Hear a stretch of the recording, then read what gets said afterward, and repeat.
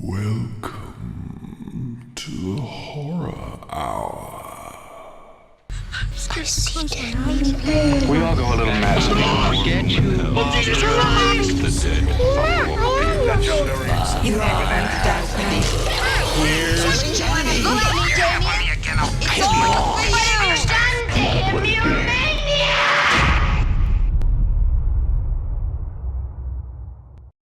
All right, hello. Welcome to Horror Hour. It's the place we discuss, we debate, we disagree on all things horror.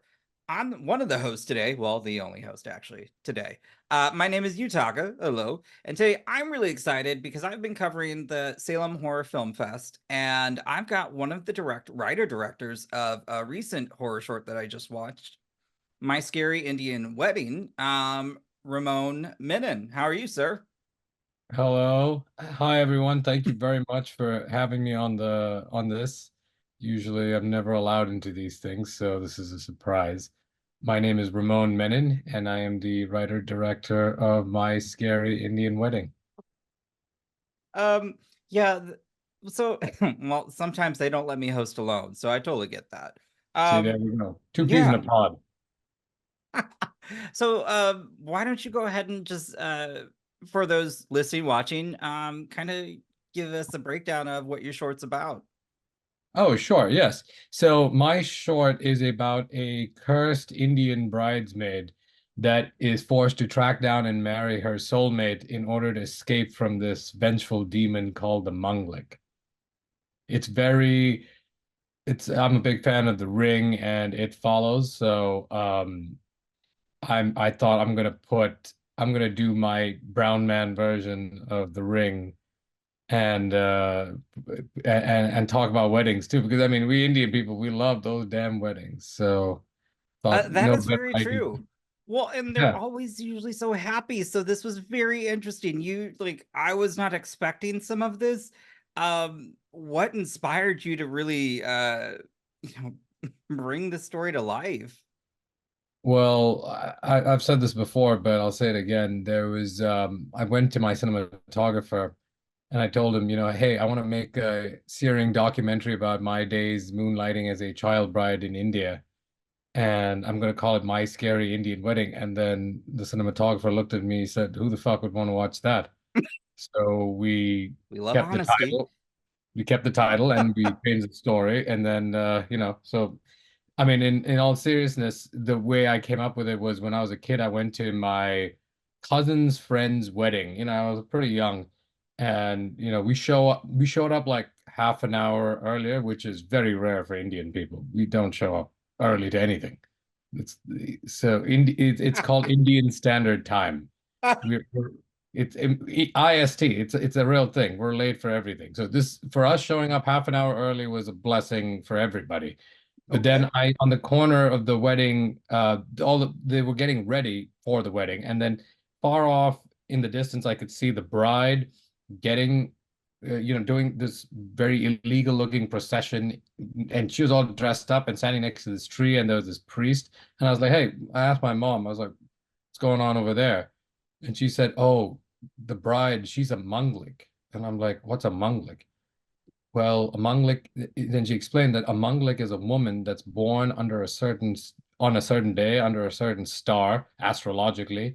And if she's born on this particular day, that could be there's a certain number of days, she's considered bad luck for her future husband and her future husband's family.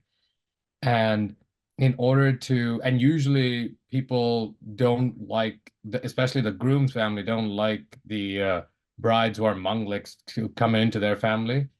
And even if these people could be in a relationship for 10 years and decide to get married, and they'll be like, nope, not her. So in order to get rid of the curse, they would have the girl or the bride marry an inanimate object. In this case, it was a tree. To lift the curse, they'll have a goddamn divorce right after it, move Oh on, my and have a God. wedding.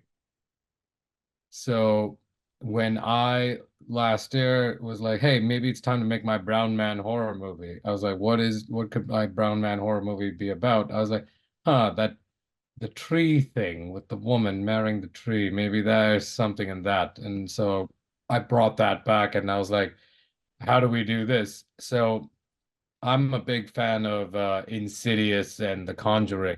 Okay. You know, I'm a James Wan. I think he's one of my top directors of all time. So Great. I say I wanted to do something in that vein. So with James Wan, you have to have a demon. You can't, This is true. I didn't want it to be where the in-laws were the villains, because that could be an approach, but I didn't want to do the Rosemary's Baby approach to it. So I decided to go the James Wan approach and have a demon a la The Ring and It Follows and do it in this style. And also because I'm a big in Indian folklore, there's a demon called the Mohini Pisasi. When I was a kid, my dad would tell us these stories about this Mohini Pisasi, this woman in this white sari or gray sari that would come and hang out in the middle of the night waiting for people to pass by and then she'll take them. And I was always scared of that. And I was like, now it's time for my Mohini Pisasi. So the Manglik is a remix of the Mohini Pisasi, the Manglik social stigma that exists in India, mixed with this James Wan shit, mixed with The Ring. So it's a bit of it's if Dr. Dre was a brown man, I would be it for this movie. I'd remix the whole goddamn thing and made this movie out of it. Holy shit. Wow, it gives me wow, I have a deeper appreciation, one, for the film now. Two, I don't know much about the folklore, so that's very fascinating that was there was that attachment and also the social stigma that's crazy and now kind of makes sense in certain parts as to why oh no, why Asha's like that then. Oh, damn, that's crazy. I'll be honest, I am highly superstitious. Like you won't see me mess Right. around with that stuff. Like it's just not for me. And I will say maybe like aside from like being arachnophobic, I'm not a fan of like the whole demons and everything. And so that always tends to really kind of unsettle me as Sure. soon as, going into that. And so I was just like, okay, all right. But I really enjoyed also in this film um the way you the way you also played with the lighting and because I'm thinking the first time you got me to jump, I was not happy about that. But Which one was it? Or should we say or not say? it was outside. I Okay. was just like, I was because for me, if that would have happened, I'm like, I'm getting out of here. Sorry, bye, peace. No, I'm not gonna do it. And I really just I enjoyed well, honestly, also the color palette of this film is just stunning. My cinematographer, Tommy Oceanic, he's a genius. He is that man should be winning an Oscar at It some point of his was, life. I just, oh man, it was interesting because some of the lighting that he does in this, it just made me think of because I had recently seen Challengers and there's somewhat of a scene where they frame Zendaya like that, and I was just like, oh god, Asha looks stunning, and I was like, this is creepy, but it's really effective, and I love this, and so I really like it was yes, kudos to him. How long did it take you to make this film?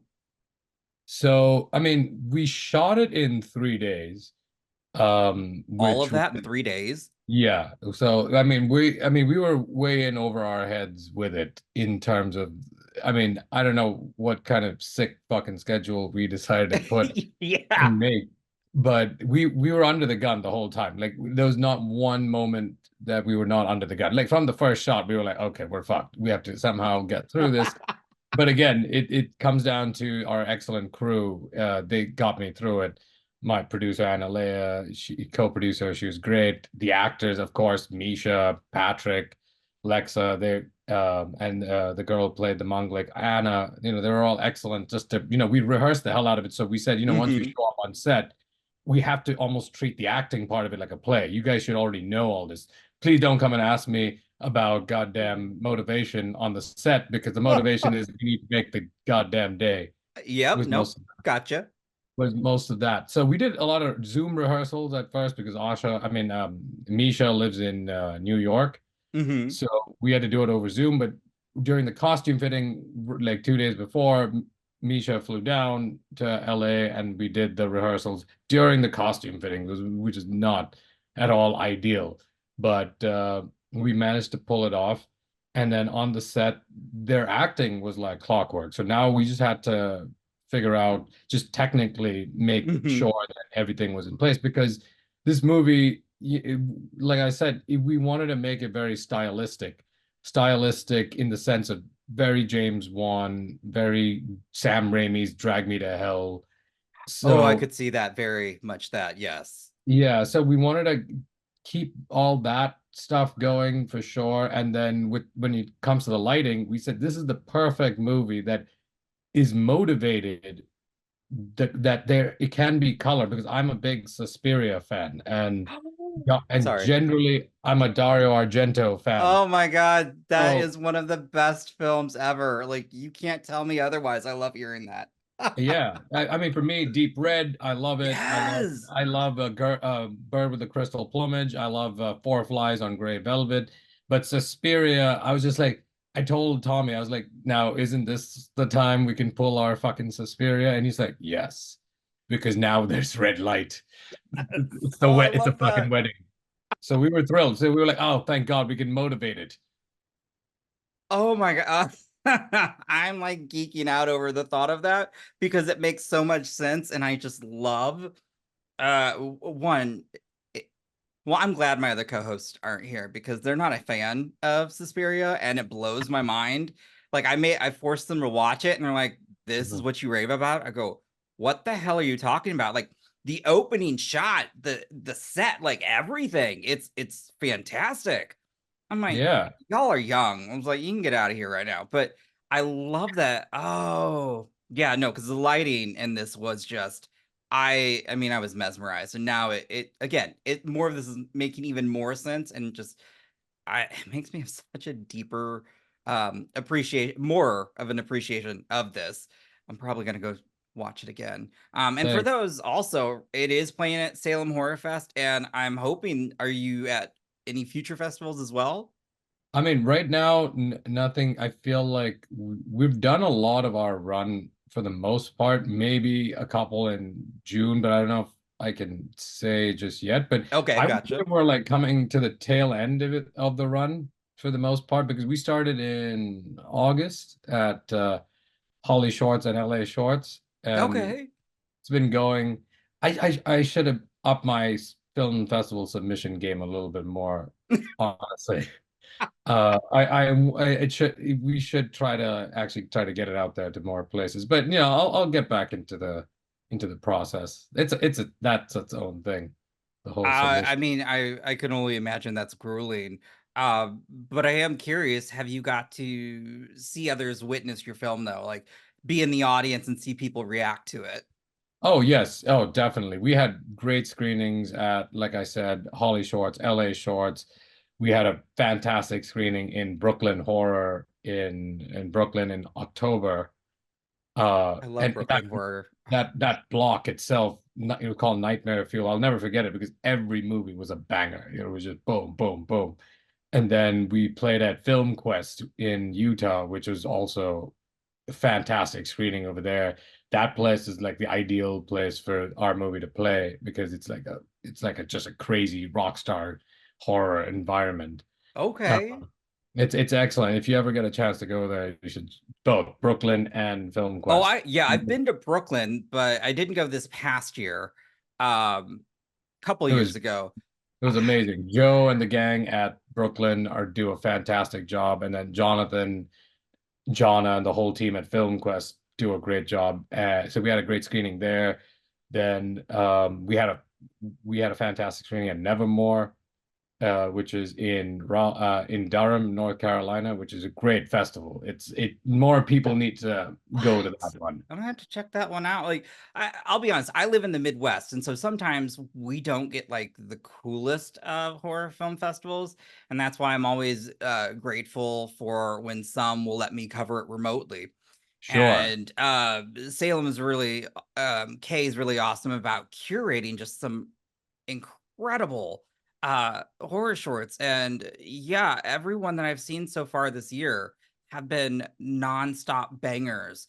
because either it's something that I wasn't expecting, or in your case, it was just, oh, again, color palette. And then you got me to jump twice, and that and these were earned jump scares. But then the other thing, I cannot, like, your actors were phenomenal. Like the fear, and like, you, when you just see Asha, and like, and she's looking at the camera, and I was just like, oh my god, really good. Just, Oh yeah, that is, I mean, that's all down to the actors. I mean, Misha, Patrick, Lexa, they're all fantastic and each had their own particular role and style of acting in the movie. And for Asha, what Misha had to do was get into that classic scream queen mentality and be like, okay, I said, this is Jessica Harper.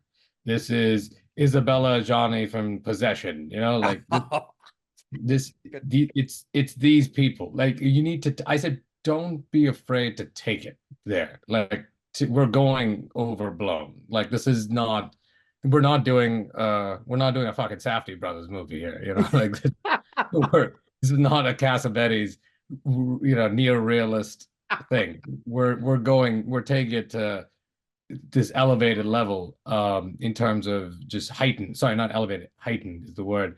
And Patrick, he was great because his style is more of a dramatic actor. He's more, he would fit right into a Safdie brothers movie or like Yeah. a Cassavetes movie. And so and I felt like he did a fantastic job maintaining the realism and he grounded the movie. Oh Because, yeah. I- he's that he's that person in a horror film that, first, obviously the non-believer, that you just want to be like, dude, come on, you got to get it together, come on. And I really, or like, when he made certain things like, don't do that, don't do that, no, no, that's a bad idea. And I really did. um yeah, no, it was, your cast rocked. And Lexa, I, I got like mean bitch vibes from her, and I yeah, loved it because I was like, I can't tell if she's being nice or she's just being bratty because she's the one getting married.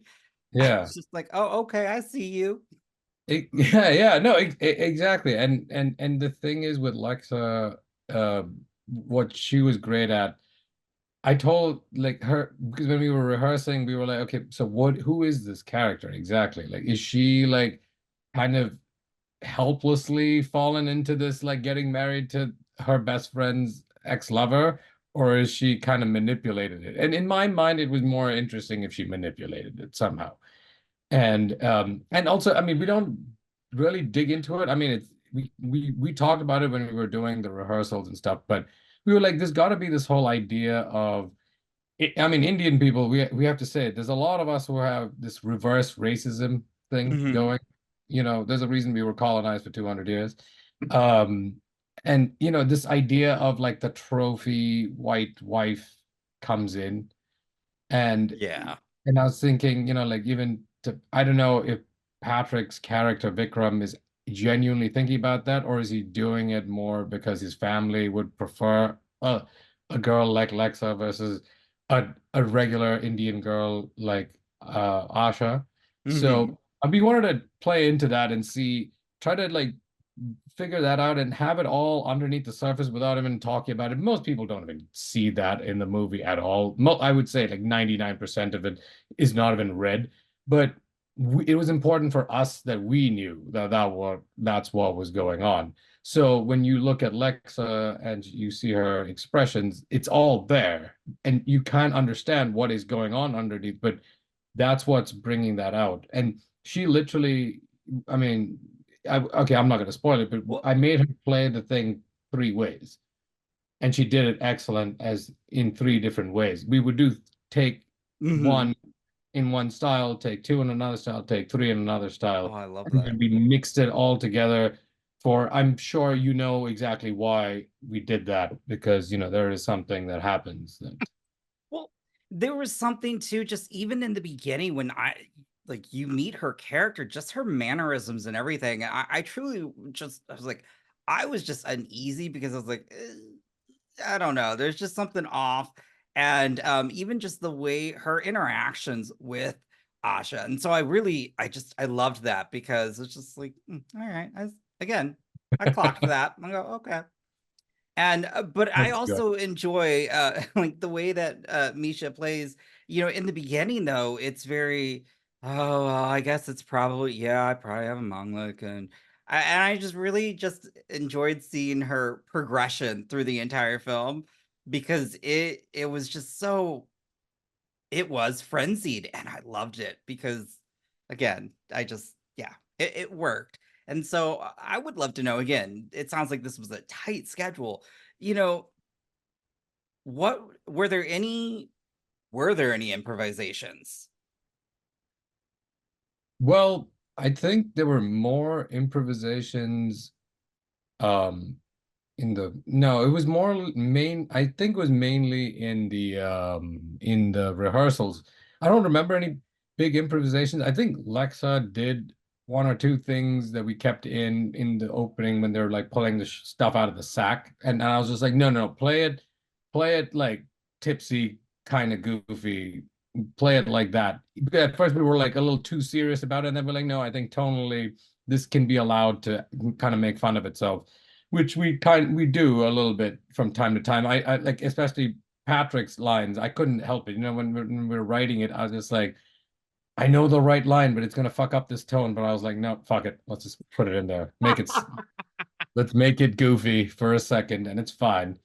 So I feel like it was more like, I think two moments of Lexa improvising. One when they're taking stuff out of the sack, and then two, it was like something she does when she shows up again at the house. Oh, okay.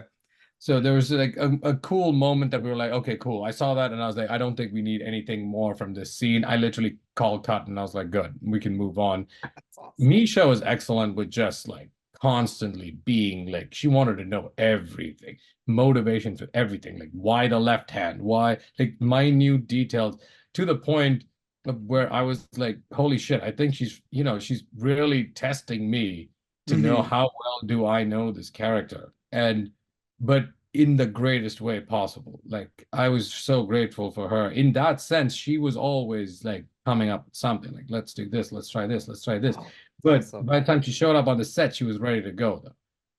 She knew it all showed up in the rehearsals. So there was a lot of improvisation in the rehearsals that worked its way into the script and was like written down, because when me and Tommy designed the movie, we're very storyboard friendly. Okay.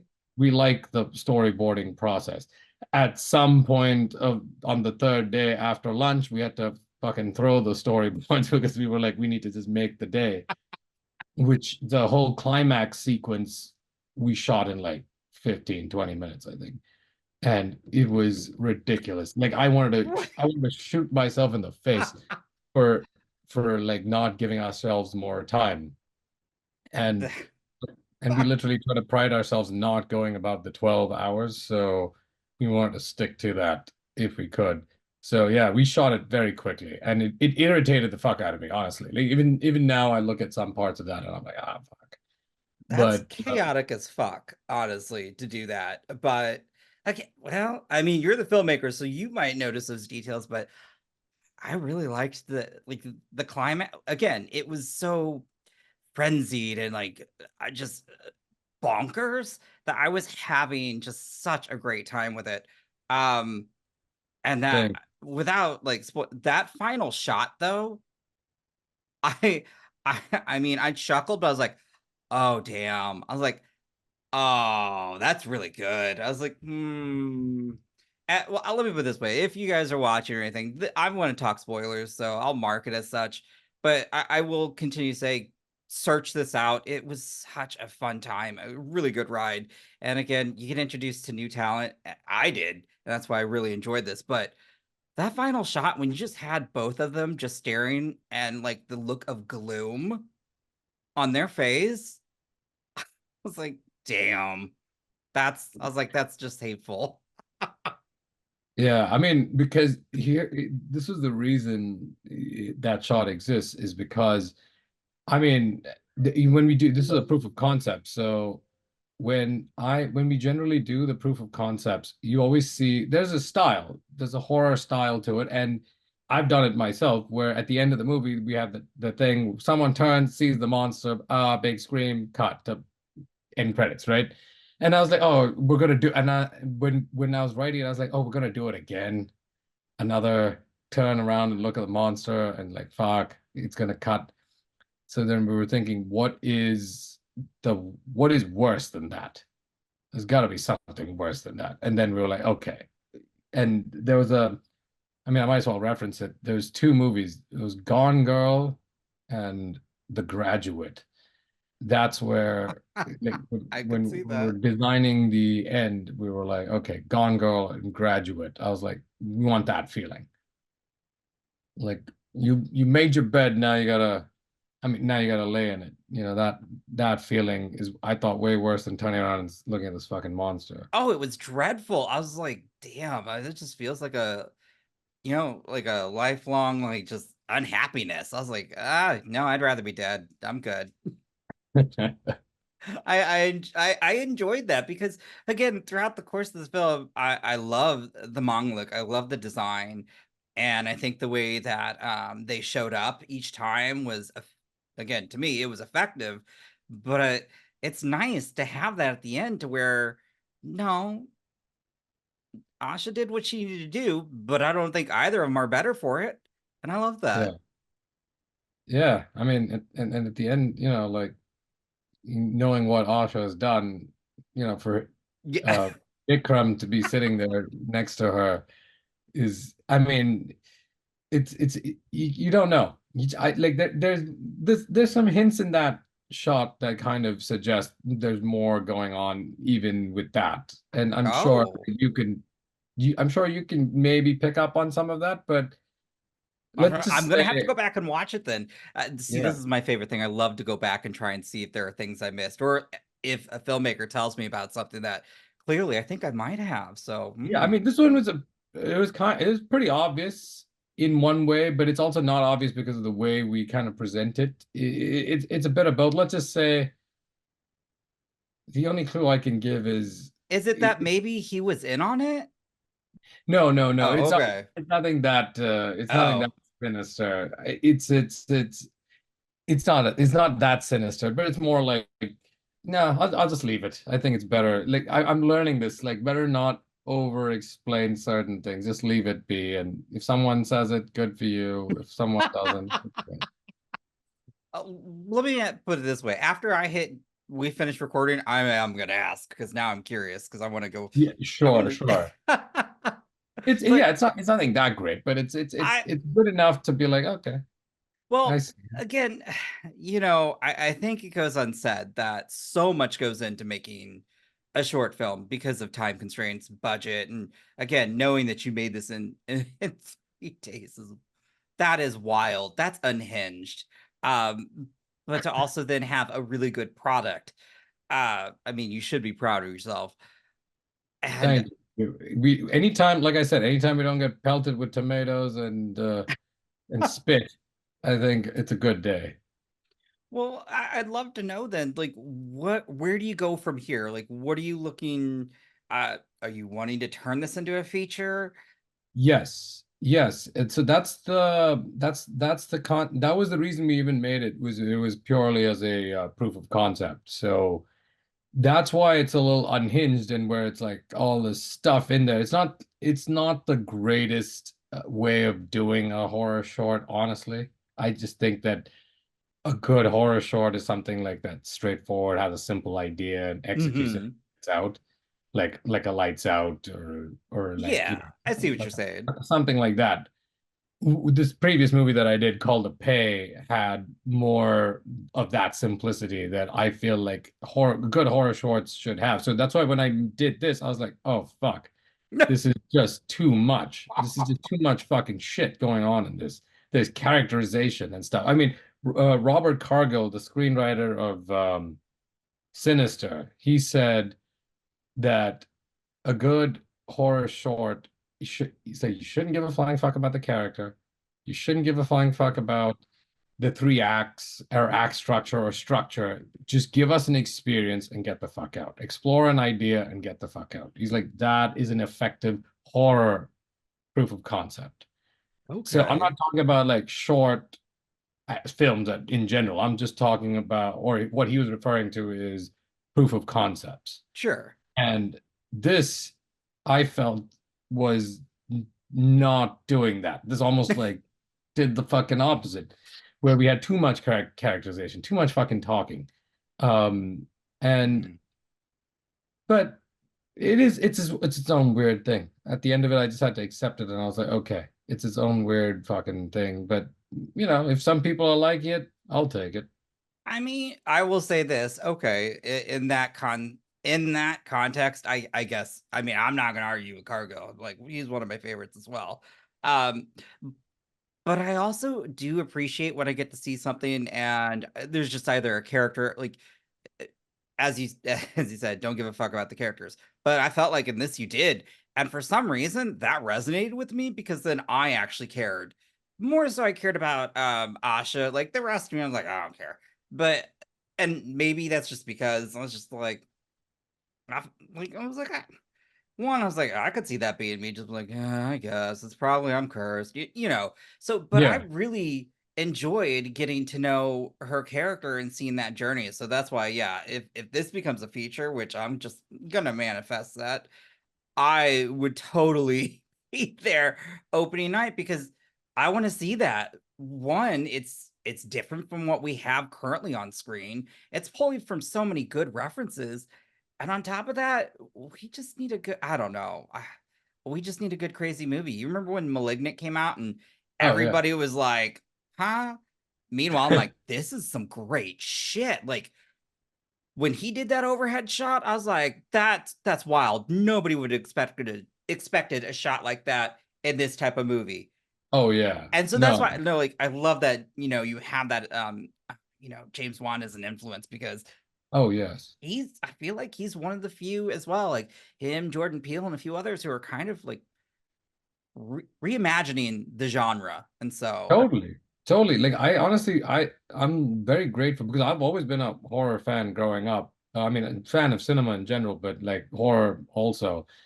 And I felt like even though I'd really go out after and watch a lot of the horror movies that came out in like the mid 2000s to late 2000s, when Insidious showed up, that's when I was like, I think this man has just saved this fucking genre because until then it was good and there were great little moments of like, okay, cool moment in Paranormal Activity, cool moment in House of the Devil, cool moments in like films here and there. What's that movie called? High Tensions, Switchblade oh, Romance, that yes. the French one. There's like good moments in horror in that 2000s period, other than The Ring. After The Ring, I felt like there was like this whole like a bunch of good movies, but nothing that touched like The Omen, The Exorcist, Amityville Horror, Suspiria. It was just there was a dead period after The Ring, and 28 Days Later, and then this guy does Insidious, and I'm just like, who the fuck is this? Yes, I know him from Saw. I've seen Saw. I was actually a Dead Silence fan, even though it was kind of a very flawed movie. But I was like, that's definitely a cool ending and Hmm. cool style when he does the weird old Universal logo at the start of Dead Silence. I was like, we're in for something. I don't know how good it's going to be, but we're in for something different. And That. and I feel like it's thanks to him that I almost was like, you know what? When I end up when I end up having to start making movies, I there at least do like one or two like this guy, or try, make your attempt. Hmm. It's so much to learn. Like honestly, I think that guy's like James Wan is like a scientist. It's like he has to figure out the precise timing. It's like dance. I'm amazed with what he does. There's no one that has come close to the consistency of scare factor that he's pulled. I mean, it's Insidious 1 and 2 is pretty genius how those two like the callbacks, just some of the and again, like you said, some of the scares that you would not expect. Oh my gosh, like he knows what he's doing. And I mean, that's why I swear sometimes that's why movie studios like I remember like when Malignant came out, that was on the heels of, Aquaman. He made $1 billion movie. I'm Mhm. like, that's awesome. And he's like, I want to make this movie. You're going to give me this much money. And he made Yeah. that. And I was like, I love that. And I appreciate it because I just want to keep seeing more of that because again, we get some really fun stuff, sometimes some really great stuff in horror. Yeah, Yeah. exactly. And yeah, and like, and it's great that he made a movie like Malignant because I mean, I'm also, oh yeah, that's the other thing that we kind of pulled a little bit from Brian De Palma as well. Like, there's a lot of a very it's Dressed to Kill that we pulled a lot of like the color vibe from. We were like, instead of Oh, yes. blue, Yes, you do. Okay. instead of blues, we're gonna go with reds and a little bit from Blowout as well. Like there's the colors also come. Yeah, it's like it's Argento and De Palma that we're definitely taking from. So when you said Malignant, I always think of Sisters because I feel like it's a very like it's I feel like it's his De Palma movie. Mm-hmm. I love that. Yeah. So I Um, mean it's great. Like the horror genre is a wild place, honestly. I mean, look, I love film as well. I mean, but horror is just my favorite. It's my bread and butter in a sense. I'll always have a good time, whether it's a good movie or a bad movie. I know I'm gonna enjoy it. Yeah. Um, so I'd be curious because I know the first horror film. Well, I know the second horror film I've also ever saw, which I'll never see again, and that's because it's traumatizing to me. Which one So was when it? it's The Exorcist, but I was 6 years old. Shouldn't see that Yeah, at six. It that's sticks with you. dangerous. So I'm like, I don't mess with that. But I've also, I think I just watched it for the maybe second or third time about 2 years ago, and I was like, yep, Yeah. nope, still freaks me out, but it's still one of the best. Well, actually, it doesn't even need to be horror. It's just a great film. Oh yeah. But I'd love to know what was the first horror film you ever saw? I think I mean I think I know. My dad would watch all these crazy movies. He'd have all these VHSs and he'd be watching the most random shit like Django, like the old Django with Oh, De dang. Niro. Okay. Like so like literally I'd be like, "Oh, what's he got in the?" I was like, "What's he got in the coffin?" He's like, "He's got a Tourette." I was like, "What's a Tourette gun?" And he's like, "That's a Tourette gun." And so I'd walk into like the Scarface chainsaw scene, like random shit like that. And and my mother would be like, she'd be like, "This is just awful that you just let this child wander in." And then so one day I walked in and he was watching this movie where I saw this priest like stuck in a bathroom and there was all these flies and shit. And I was just like, what the fuck is this? And then he's just like, oh, it's this thing. I said, and why does this house have these two like weird eyes? He's like, Mm, then he told me the story of the Amityville house itself. And I it's was just like, I need then even though it scared the shit out of me, I needed to sit down and watch it. And I think subconsciously I got hooked from that point. Because I think it was that house with those fucking windows that I was just like, that's so fucking evil. It terrified me. That movie subconsciously is still stuck with me. That's why I'm more it's a good leaning. movie. Yeah, I more lean to the supernatural horror that scares me because of that fucking movie, honestly. And Okay. and I saw Arachnophobia very close after that, and that fucked me up as well, but for a totally different reason. I would always Mm-mm, check under chairs for every time for a fucking spider. mm-mm. Don't go watch Infested then. I heard that's great. It's so I do not I'm also highly arachnophobic and but I was like, I'm gonna sit and watch it, and I was like, I hate myself for watching this. Yeah, exactly. It was I mean, good, but yeah, no, I'm the same way. Like my electric bill is probably terrible because I'm like, I need to have every light on. I need to be able to see. Because if it's dark, that means there could be a spider in a corner. And I'm not like I live in the Midwest. We got like I remember I killed like a wolf spider in my house one time, and that's oh, like those big hairy ones that oh, yeah. fuck. Oh, I don't even want to think of that shit. Oh, I mean, good God. I froze for like 5 minutes. I'm like, I'm gonna attack it with that. Does it jump? I didn't even. Was Yeah, you don't want to fuck with that shit.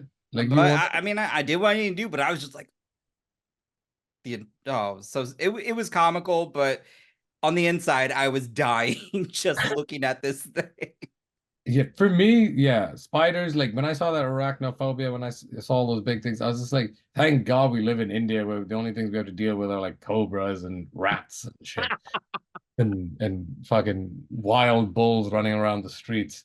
But no spiders. I mean, there are spiders, but not the fucking crazy arachnophobia kind. Yeah, no, I see. I would put up with everything out again. Yeah, no spiders. I just don't. Not a fan of. Well, I think the last question I just want to end on then too is, we've talked about some of your, you know, what's influenced you, your first horror film, but I'd love to know, like, what are you excited or what excites you about the horror genre currently? Like, what do you see, either whether it be in theaters, streaming, are there any new something new that you just like that really just it's bringing back the spark? Because I think some think it's gone, or some still think it's there. I'm just always curious as a filmmaker, like what do you see on screen? You're just like, oh, that's awesome. Like that I've already seen or that's gonna come out. Well, I don't want to break any embargoes, but I'd be curious about that. We'll say No, with I what mean you've like already in the seen. sense that I mean Oh, like even I haven't seen it. I'm talking about even just the anticipation oh, of sure. Oh, yeah, you could. Yeah, absolutely. like I mean what I saw recently that I thought was I mean not that recent but recent enough, which I think is a masterpiece is The Night House. Like that Oh movie man. is that is amazing. I think it's one of the best horror performances of all time by Rebecca Hall.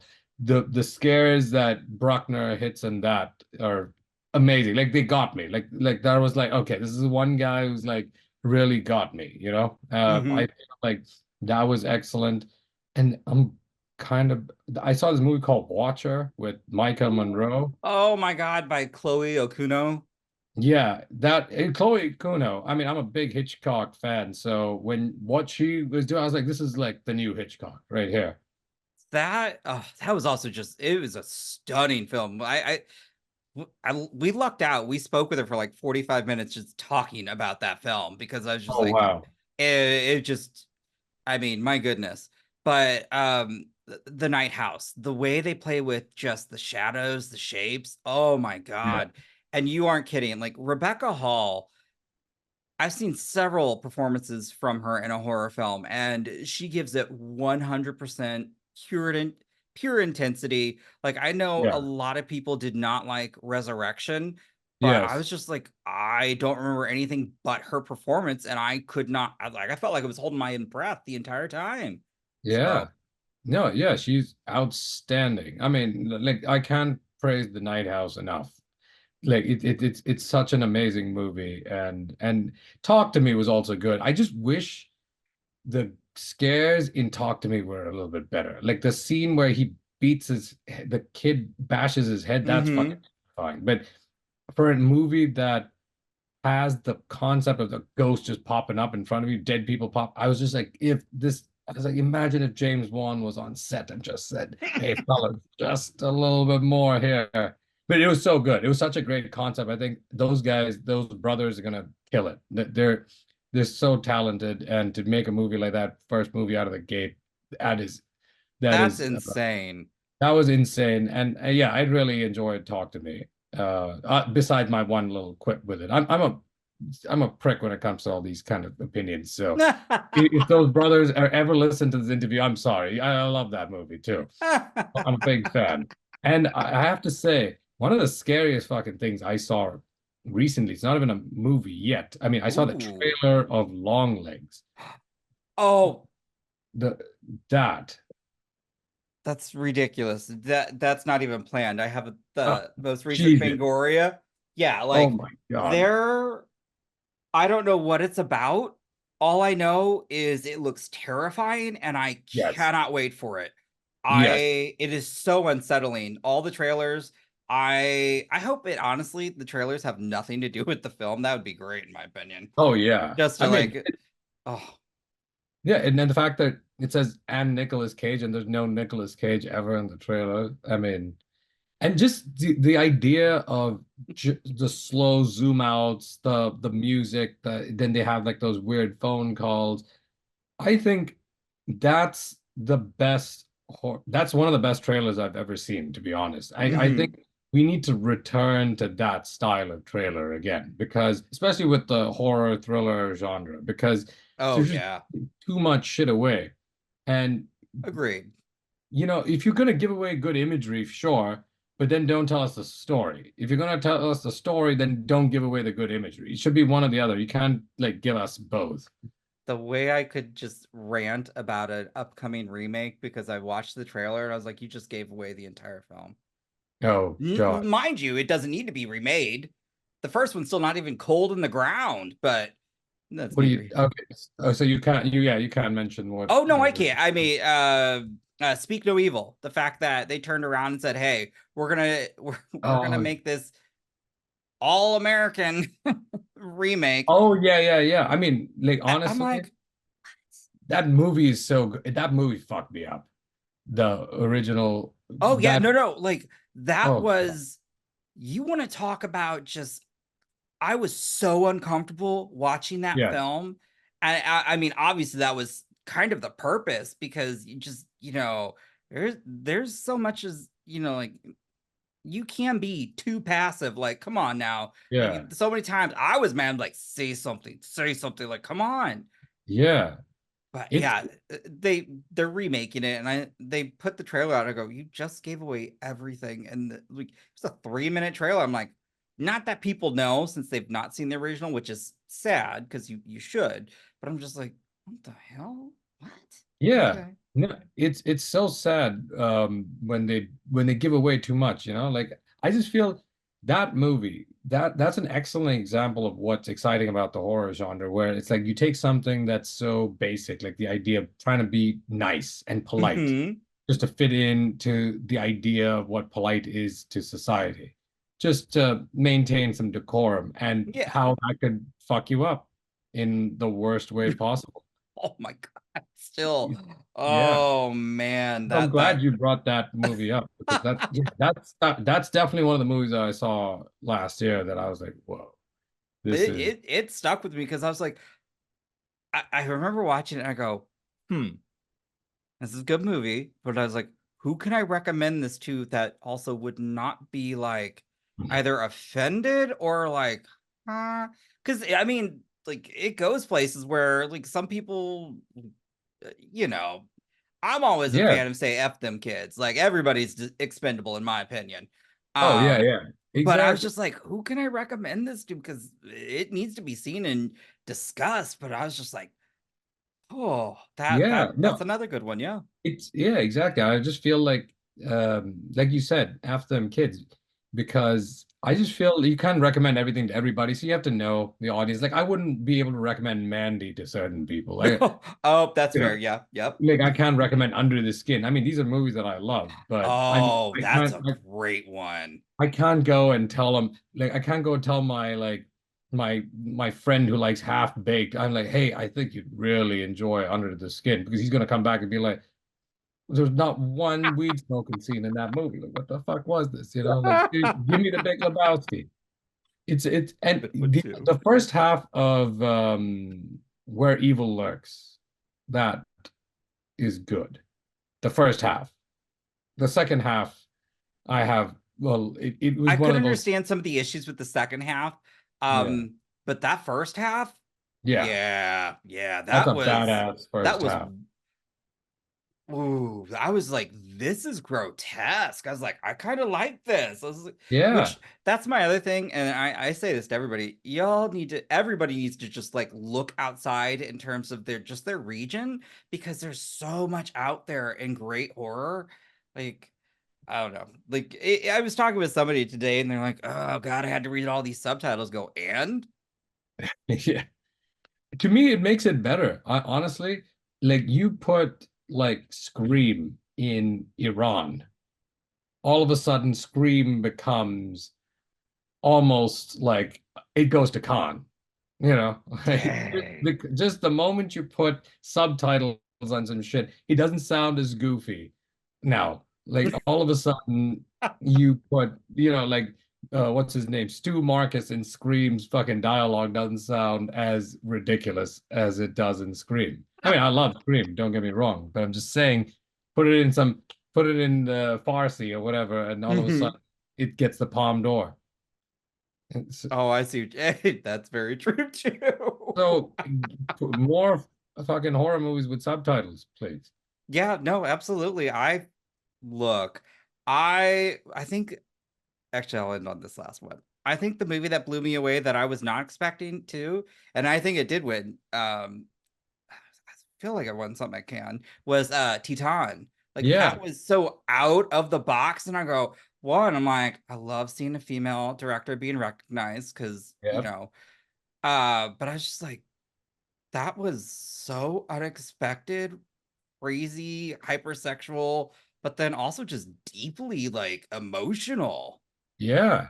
To to me, Titan, the most horrific moment in that movie is when she's about to like smash her face into the sink, and she takes her finger and she taps the sink, and it makes that sound. That tick, tick. And to me, that sound was more gross than any kind of mutilation, any kind of like attack by Leatherface. It's just hearing that sound and just what it does to your imagination. I was just like, that is horror to me. That that was yeah. I was like on a crusade to get people to watch that. They're like, I don't know. It's in French. I go, and then once it started to be like an awards conversation, all these people were like, "Oh my god, have you seen this?" I go, "Yeah, I saw it when it was last announced." And I was like, "It doesn't need to be nominated." I mean, I'm happy, but I was like, "Y'all should have just been seeing it when people were telling you to." But you know, Yeah, when it was playing at Beyond Fest in the parking lot, or at that. oh, I would love to have seen that. Oh my gosh. No, it was. I mean, they did. Beyond Fest does good screenings, so it that one I actually like Raw better, to be honest, but Titan's good too. Such a twisted one too. Oh yeah, no, and it's just the horror genre in general. I think it's a great place for us to explore all these like themes that you want to make a movie about a one-legged lesbian soccer player as a drama. That's not gonna sell that great. You put that in a horror Mm-mm. movie, then everyone's like, let's go watch the one-legged lesbian Yeah. soccer player movie. I love it. Um, you know, Ramon, I've just had so much freaking fun getting to Me speak to you. too. One about horror, but also about your horror short, My Scary Indian Wedding. Seriously, it's fantastic. I Thank you. truly am gonna watch it tonight. And I want people search it out. Seriously, if it's at a film festival, check it out. And also just maybe go check out the trailer and just that's how you get these things out there. Just help prop it up. It's really good. It's nice to Oh see yeah. good films by what I'd like to say good people. So till next time. Oh, Everything except the last part is oh, true. okay. Yeah, no, he is pretentious. We should be Yeah, honest, guys. Pretentious, exactly. you know. Yeah, just Um, putting it out there. yeah. With that, till next time, y'all. Thank you very much. You have been listening to the Horror Hour. See you next time.